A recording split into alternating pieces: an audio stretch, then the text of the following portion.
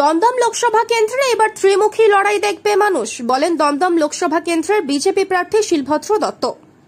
উত্তর 24 পরগনা দমদম লোকসভা কেন্দ্রে এবার ত্রিমুখী লড়াই দেখবে মানুষ। তৃণমূল প্রার্থী সৌগত রায়, সিপিএম এর হয়ে দাঁড়িয়েছেন সুজন চক্রবর্তী, পাশাপাশি বিজেপি এবার দমদম লোকসভা কেন্দ্র থেকে লড়াইয়ের জন্য বেছে নিয়েছে শিলভদ্র দত্তকে। এই লোকসভা কেন্দ্র নিয়ে ইতিমধ্যেই রাজনৈতিক মহলে শুরু হয়েছে জোর চর্চা। তারই মাঝে এদিন বারাসাতে জেলা শাসকের দপ্তরে মনোনয়নপত্র জমা দিলেন দমদম লোকসভা কেন্দ্রের বিজেপি প্রার্থী শিলভদ্র দত্ত। প্রার্থীর সঙ্গে এদিন বাইক ও দলীয় ঝান্ডা নিয়ে আসেন বেশ কিছু বিজেপি কর্মী সমর্থক। তবে জেলা শাসকের দপ্তরের বেশ কিছুটা দূরেই তাদেরকে আটকে দেওয়া হয় পুলিশের তরফ থেকে।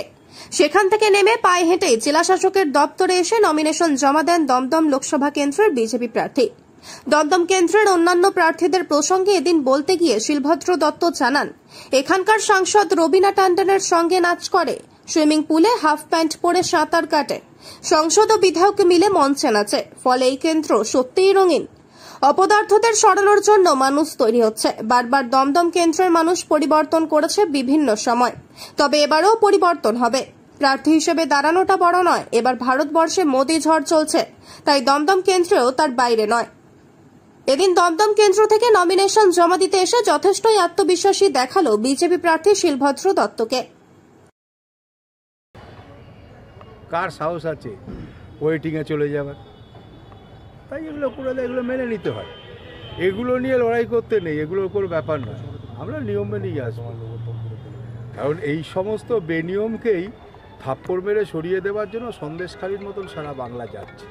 একেবারে শেষ প্রশ্ন শিলভদ্রদা, সেটা হচ্ছে গিয়ে গত কিছুদিন ধরেই আপনারা বারবার অভিযোগ করেছেন পুলিশ শাসক দলের সাথে যোগসাযোগ হয়ে বিভিন্ন কাজকর্ম করছে। গতকাল মুখ্যমন্ত্রী মমতা বন্দ্যোপাধ্যায়ের সভা ছিল আমডাঙ্গাতে, সেখানে দেখা গেল তৃণমূল কর্মীর গাড়ি করে 2 পুলিশ কর্মী তারা ফিরছে। ফলে এটাকে আপনারা বিরোধীরা কিভাবে দেখছেন? না, কি কাজ কোন গাড়িতে ফিরছে এটা দেখে আমি বলবো না, কারণ গাড়ি না পেলে একটা মানুষ উঠেছে, সে পতাকা লাগানো গাড়ি, এটা না, সে ঠিক আছে, ওটা দিয়ে বলছি না। কিন্তু আপনি প্রশ্নটা করলেন এর আগে, আমি ঢোকার পরই আপনি আমাকে একটা প্রশ্ন করলেন, সেটা হচ্ছে কাকলি দেবী প্রচুর গাড়ি নিয়ে ঢুকেছে, প্রচুর লোক নিয়ে ঢুকেছে।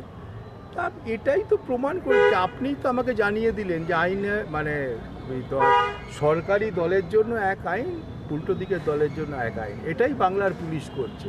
তো এটা নিয়ে বাংলার পুলিশ তৃণমূলের লাগানো গাড়ি, তৃণমূলের মধ্যে ঢুকে গিয়ে আমরা তো দেখেছি বীরভূমের এসপিকে ধমকাচ্ছেন, কি বলে আমাদের ওই যে তিহার জেলের কাছে কি যাওয়ার নাম, অনুব্রত, হ্যাঁ ওই অনুব্রত ধমকাচ্ছে, তো আমরা দেখেছি। তাই এগুলোকে নিয়ে আলোচনা করে লাভ নেই, আজকে সময় নষ্ট করে লাভ নেই এগুলো নিয়ে। বলেছেন আমি অন্য দিক দিয়ে বলছি, হ্যাঁ এখানকার সাংসদ রবিনা ট্যান্ডনের সঙ্গে নাচে, এখানকার সাংসদ হাফ প্যান্ট পরে সুইমিং পুলে করেন, আবার সাংসদ আর বিধায়ক মিলে মঞ্চে নাচেন। এগুলো এখানে রঙিন আছে বটে, কিন্তু অপদার্থদের সরানোর জন্যই মানুষ তৈরি হচ্ছে। আর বারে বারে দমদম পরিবর্তিত হয়েছে, বারে বারে মানুষ পরিবর্তন হচ্ছে, এবারও পরিবর্তন হবে।